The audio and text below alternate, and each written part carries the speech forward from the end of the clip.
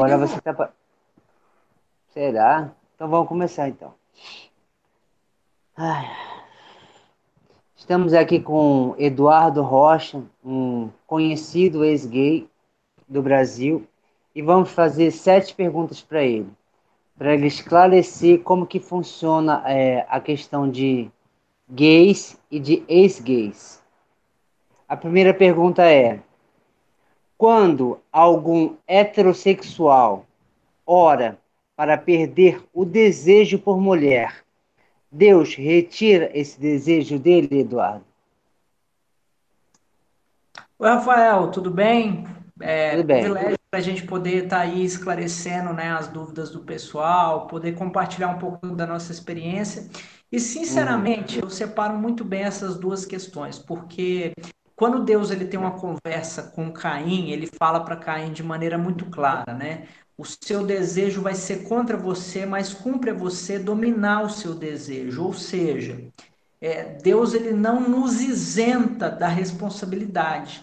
Ele está deixando muito uhum, claro que dominar sobre o nosso mau desejo ou sobre aquele desejo que é contrário à palavra de Deus é uma responsabilidade absolutamente nossa. Imagina uma nossa. situação onde você Uhum, passa, por exemplo, por uma situação de muita raiva. De uhum, repente você sente vontade de bater, de matar, de, sei lá, você sente um desejo. Quer dizer que se aham, você der vazão a esse desejo, a esse mau desejo, você não vai ser responsável pelo seu ato? Então eu não sim, acredito que o fato da pessoa orar para Deus e pedir para Deus tirar o desejo, que Deus vai fazer isso. Não que isso não possa acontecer, mas sim. que na relação com Deus não tem muito essa questão. E outra coisa que Uhum, você falou, né? Você falou sobre o hétero. Eu acho que Deus ele não faz acepção de pessoas. Acredito que Deus não faz acepção de uhum, pessoas.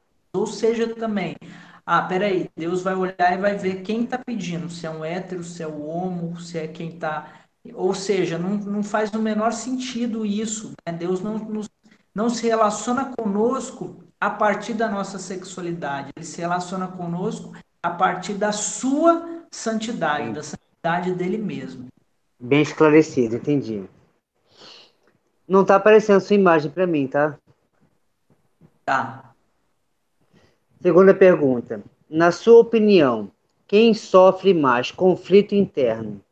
Um ex-gay que não pratica mais a homossexualidade, que é o meu caso, ou alguém que nunca praticou, mas luta contra a sua vontade de praticar. Ou seja, tem um ex-gay que praticou e ele luta, porque ele não quer praticar mais essa vida, ele não quer mais.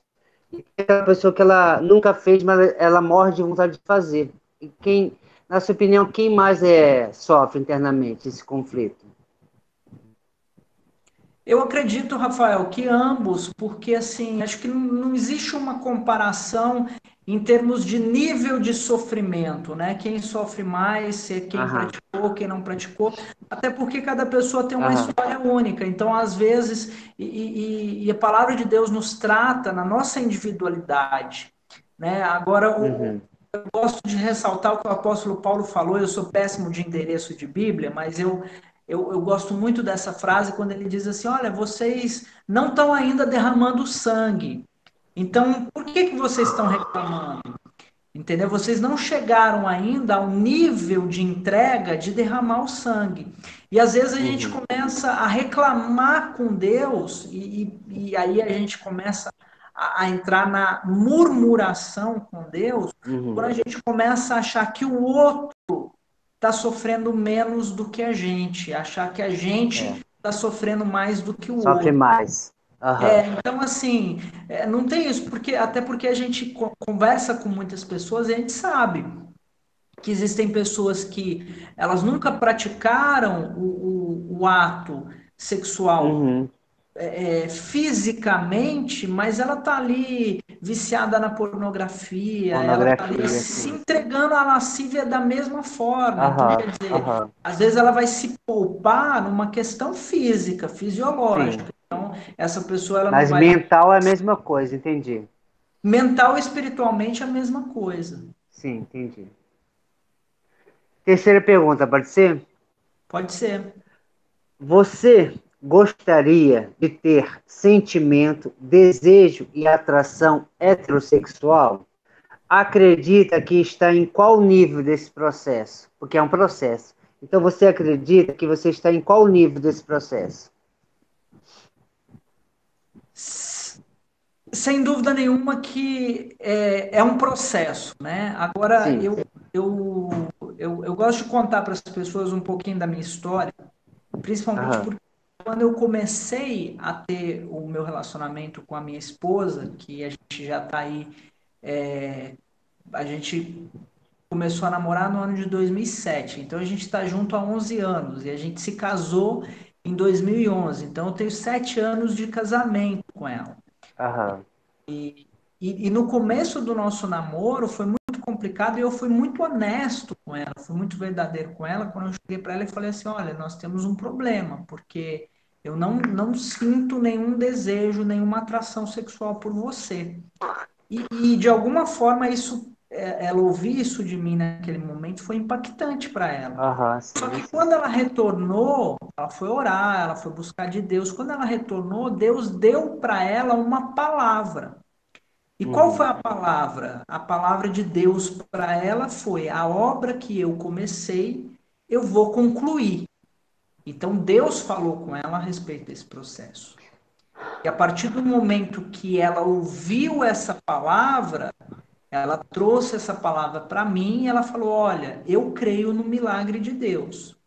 Então nós vivemos juntos nesse período esse processo até chegar de fato, tanto é que a gente foi de fato, mas isso por uma questão, não era pela questão de atração ou não atração, era por uma questão de honra, de compromisso com Deus, que a gente só foi ter relação aham, de fato no casamento.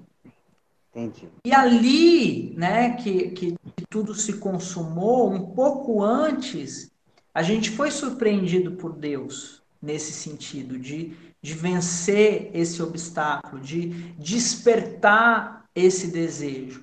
Então, acredito muito que é esse processo. E se você me pergunta hoje, eu percebo que há uma evolução na relação, entendeu? Entendi. Na relação sexual do casal.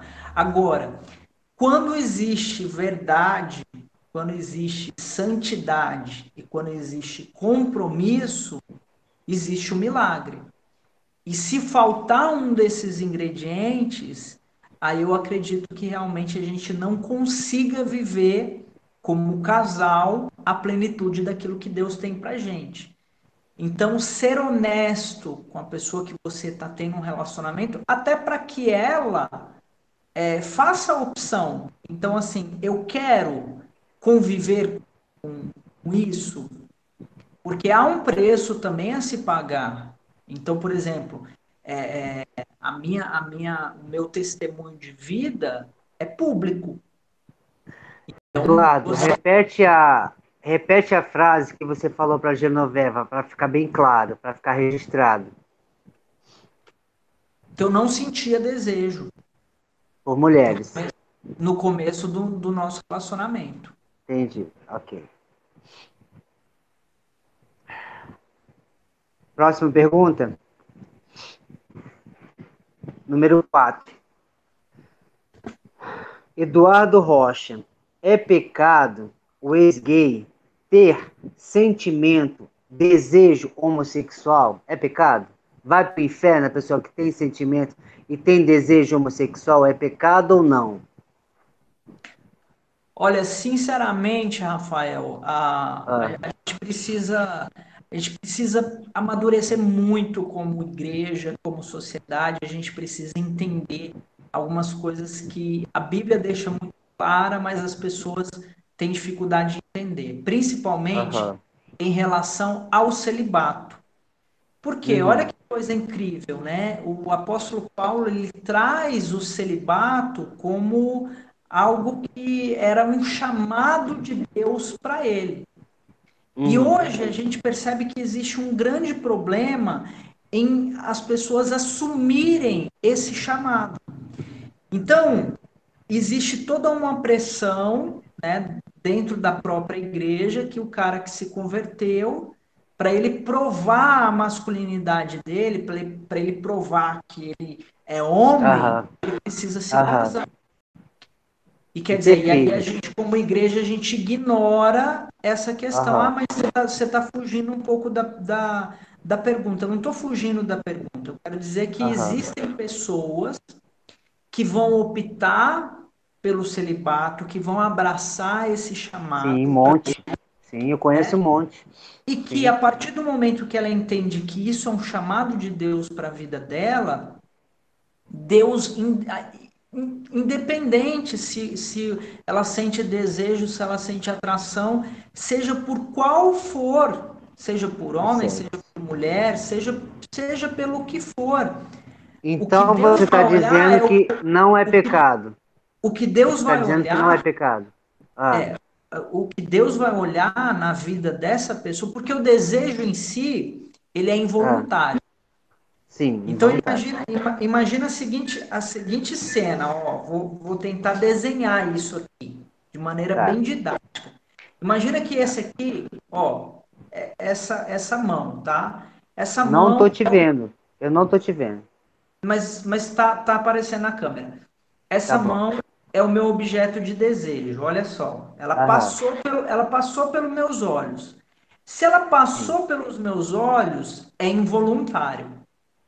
entendi. A partir do momento que ela passou, eu tenho agora a responsabilidade de continuar Aham. olhando ou Ou de não, né? desviar o meu Aham. olhar. Tá vendo? Sim, sim. Então, se esse é o meu objeto de desejo, o que que cabe a mim fazer?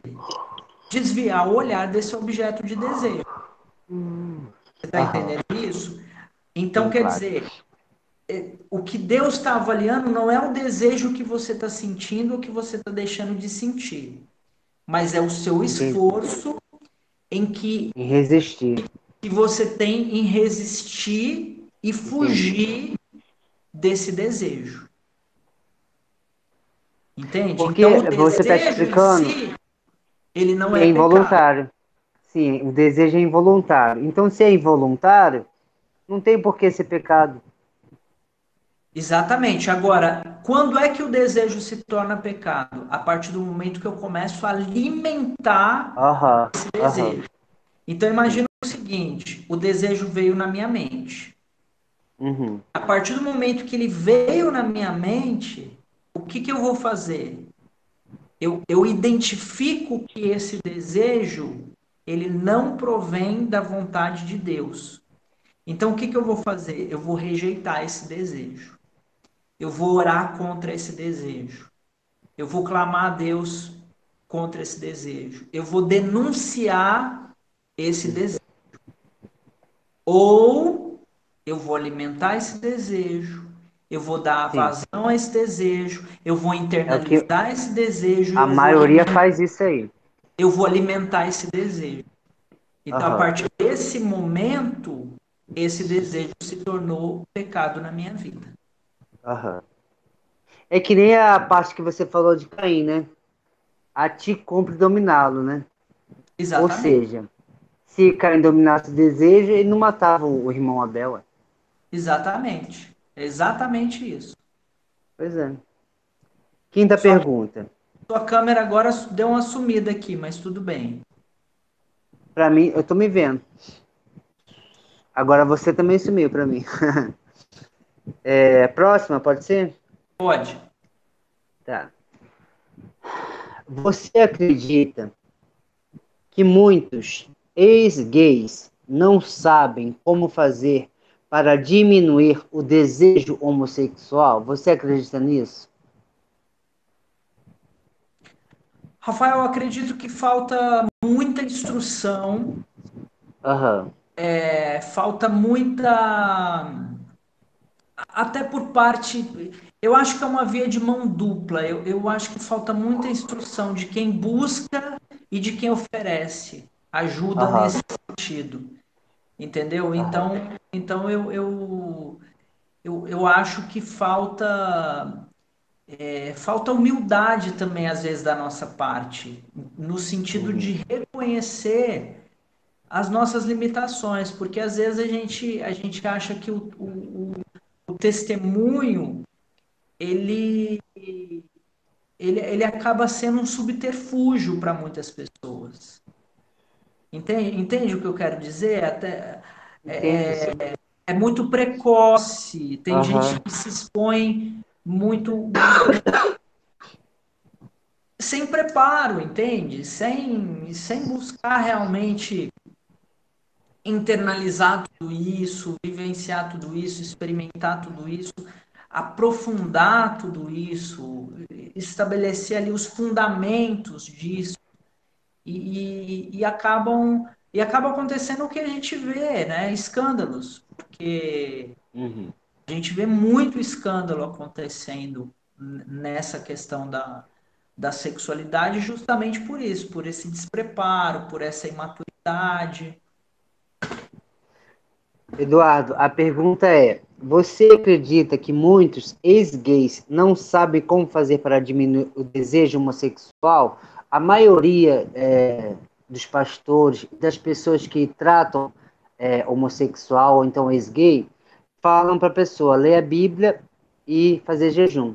Fora isso, não tem um outro trabalho, não tem uma outra técnica, outro caminho, não tem. É só isso: oração e jejum.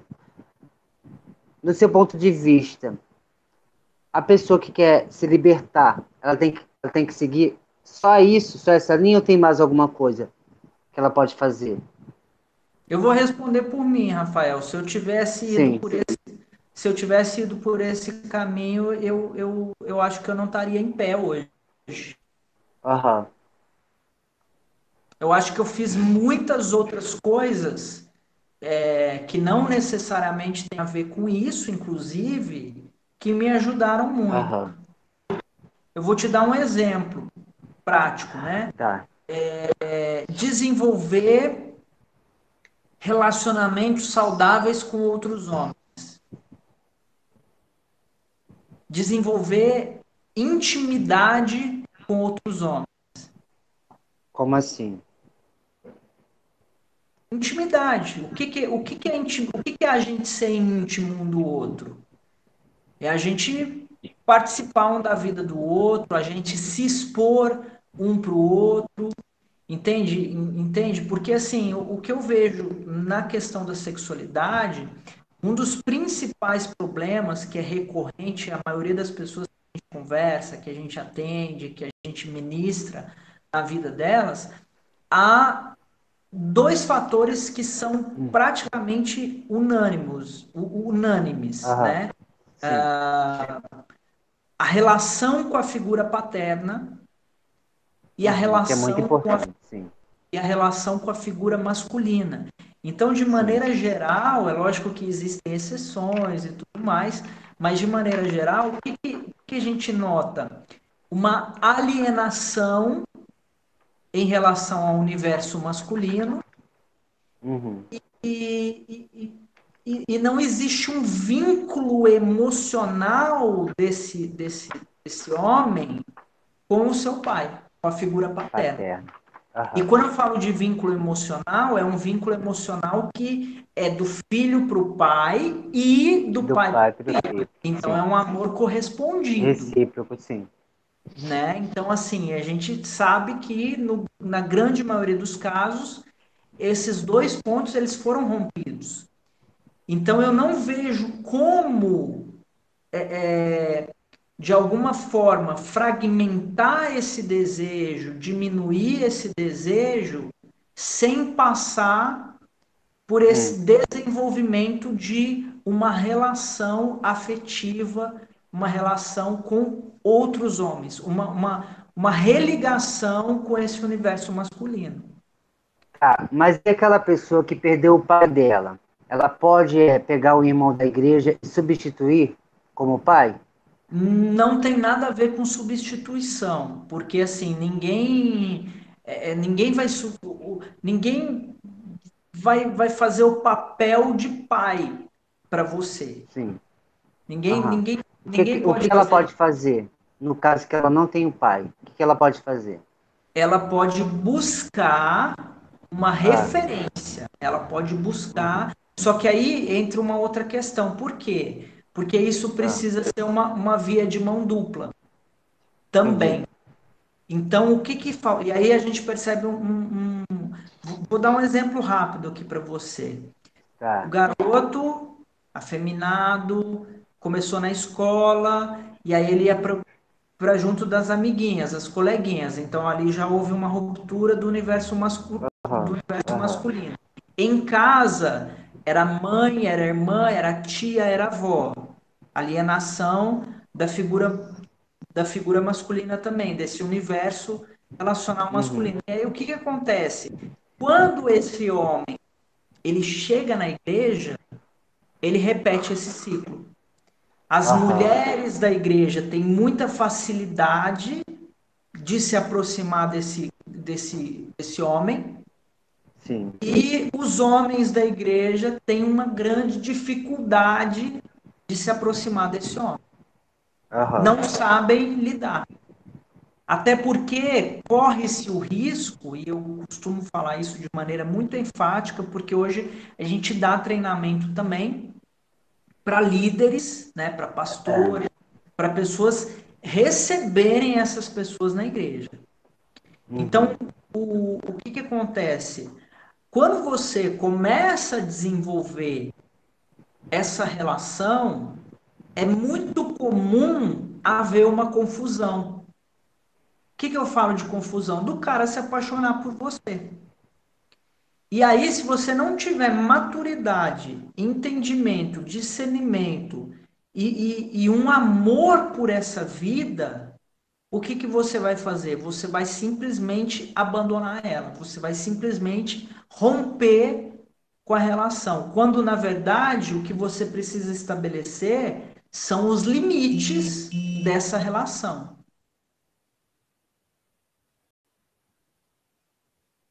Não sei por que caiu. Caiu você. Cadê o Rafael? Rafael? Rafael? Bom, tivemos um pequeno problema aqui com o Rafael e por algum motivo caiu a ligação, mas eu espero que tenha sido esclarecedor aí essas dúvidas, essas perguntas.